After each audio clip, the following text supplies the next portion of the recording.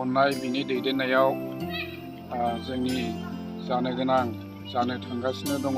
BDYC conference बेखौ जोङो जागायजेननायनिफ्रायनो दिनैसिम जोङो मावबोगासिनो दङ आरो जोङो बे BDYC कनफारेन्सनि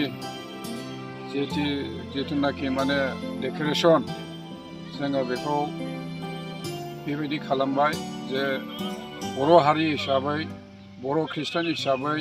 जोङो बर'नि मोनसे आब्रु गोनां मोनसे डेक्लेरेसनफोरखौ जों खालामबाय जोङो दाबो बर' जाथियावनो दङ आरो बर' जातिखौ जों जोबोद मोजां मोनो आरो बे बर' जातिनि कालचारखौ लानानैनो जोंनि न' बां थानाय जानाय आसार बेबहार जोङो बे रोखोमै जोङो साजायबोगासिनो दङ बेनिखायनो बे BDYC कनफारेन्सआव फैनो थाखाय जोंनि 10टा सार्केलनि मानगोनां आइ आफा बिदा फंबाय बिब' बिनानाव नोंथांमोन बयखौबो जोङो हांख्रायदों जाहाथे लैहोर लैहोर फैनानै बाहाय इसोरनि गोथां बाथ्राखौ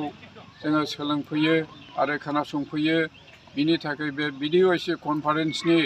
कनभेनर जानानै नैबे समाव आङो नोंथांमोनखौ खावलायदों आरो अनुरोध खालामदों जाहाथे नोंथांमोनहा लैहोर लैहोर फैयो आरो फैनायनि लामाखौबो नोंथांमोननो एसे